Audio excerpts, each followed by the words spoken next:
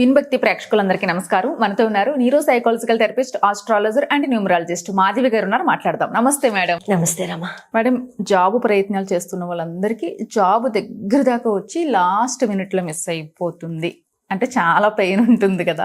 Like ఇంటర్వ్యూస్లో attend అవ్వలేకపోవడం కానీ, సరిగ్గా performance ఇవ్వలేకపోవడం కానీ, లేకపోతే ఏ కారణం చేత అయినా కూడా ఏదో ఒక రకంగా లాస్ట్ వరకు వచ్చింది అనుకున్నది మిస్ అయిపోతుంది. అలాంటి వాళ్ళకి వచ్చిన జాబ్ పట్టుకునేలాగా ఏదైనా మంచి స్ట్రాంగ్ రెమెడీ చెప్పండి మేడం. రాకపోతే ఏ గొడవ లేదు, వచ్చి మిస్ అయితే చాలా బాధ ఉంటుంది. అంటే ఇవి 2 కేసుల్లో జరుగుతాయి రమ్మా. ఫస్ట్ థింగ్, ఒక కేసులో ఎప్పుడు జరుగుతుందంటే ఇది ఆఖరి దాకా వచ్చి ఆగిపోవడం కానీ, లేకపోతే వచ్చి ఇంకా లెటర్ కోసం వెయిట్ చేస్తూ ఆ బాధను అనుభవించడం కానీ దశలు బాగోలేనప్పుడు జరుగుతాయి. Simple period, end of story. Okay, అంతే.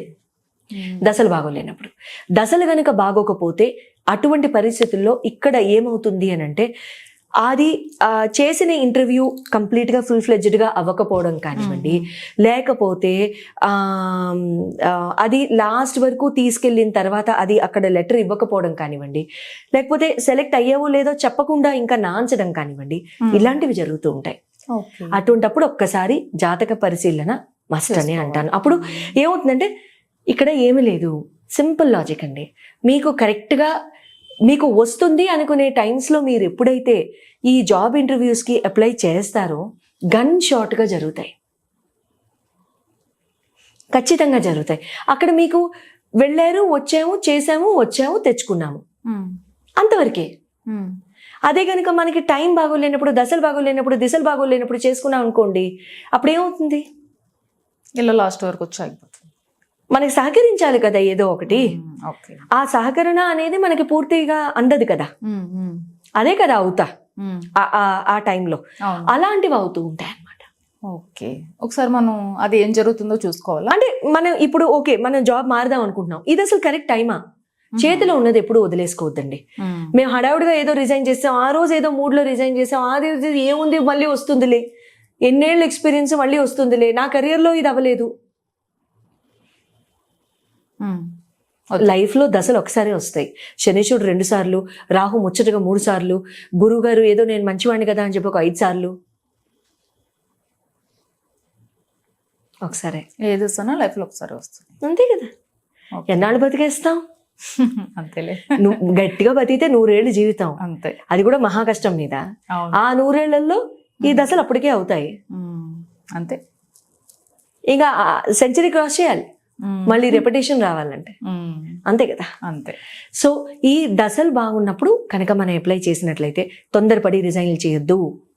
నా కాల్స్ చేసే వాళ్ళందరికీ నేను జనరల్గా, మేడం ఆ రోజు ఏదో ఆలోచనలో, మేడం ఆ రోజు ఏదో కోపంలో, మేడం ఆ రోజు ఏదో బాస్తో గొడవ, మేడం ఆ రోజు ఏదో ఇంట్లో పరిస్థితి, అదేదో ఇంట్లో మెడికల్ ఎమర్జెన్సీ ఉండి, ఇంట్లో మీరు చూసుకోవాల్సిన పెద్దవాళ్ళు ఉండి తమరు రిజైన్ చేశారు అంటే చేతులెచ్చి నమస్కరిస్తాను నేను. అప్పుడు నేనేం మాట్లాడను, మిమ్మల్ని ఏమీ అడగను. అవి కాకుండా ఇందాక నేను చెప్పిన రీజన్స్కి మేము రిజైన్ చేశాము అని అంటే మాత్రం వద్దు. రైట్? సో అటువంటప్పుడు మీరు ఏం చేస్తారు అంటే, ఎప్పుడూ కూడా మంచి టైమ్స్లో అప్లై చేయండి. సరిగ్గా ఖచ్చితంగా గన్ షాట్లో తగులుతుంది అనుకుంటేనే అప్లై చేయండి. అప్పుడు ఆ టైంలో ఖచ్చితంగా మీరు వెళ్ళిన వాటికి కాన్ఫిడెంట్గా మీరు కూడా పోస్ట్ చేయగలుగుతారు ఇంటర్వ్యూస్. కాకపోతే మనకి ఆ టైం తెలియాలి కదా, మంచి టైం తెలియాలి, గుడ్ టైం నడుస్తుందా లేదా. అది మీ ఎవరితో మీరు ఎట్లా చూపించుకుంటారో అస్ట్రాలజికల్ గా మీరు అట్లా చూపించుకోండి, ఇబ్బంది లేదు. మీరు మా దగ్గరికి చూపించుకుంటున్నా సరే నేనన్నా చెప్తాను, ఇబ్బంది లేదు. సో అటువంటి ఆస్పెక్ట్స్ లో కనుక మీరు చూపించుకుని చక్కగా వెళ్ళినట్లయితే బాగుంటుంది. తర్వాత మీకు టైం కూడా బాగుంది, కానీ కాన్ఫిడెన్స్ లోపిస్తోంది, భయం వేస్తోంది, మీరు అక్కడి దాకా వెళ్ళి పాడు చేసేస్తారేమో అని భయపడుతున్నారు.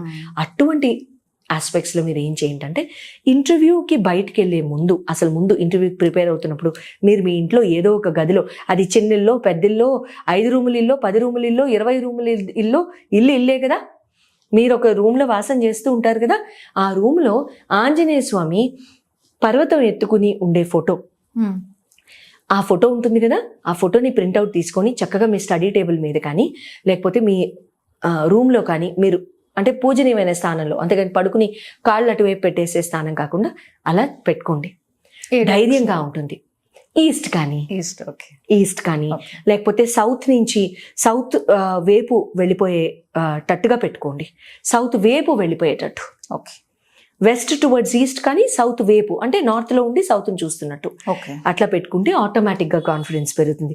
తర్వాత మీరు ఎప్పుడైతే ఇంటర్వ్యూ రూమ్స్ కి మీరు ఇంకా మీ పేరు పిలిచి ఇంకా నెక్స్ట్ మీరు అంటారు కదా, అప్పుడు ఓం ఓం ఓం అనుకుంటూ లోపల వెళ్ళండి.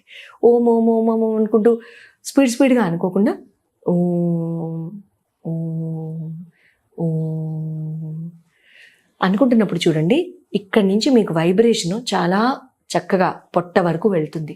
అంటే మీ చక్రాస్ అన్ని చాలా క్విక్గా బ్యాలెన్స్ అయిపోతూ ఉంటాయి.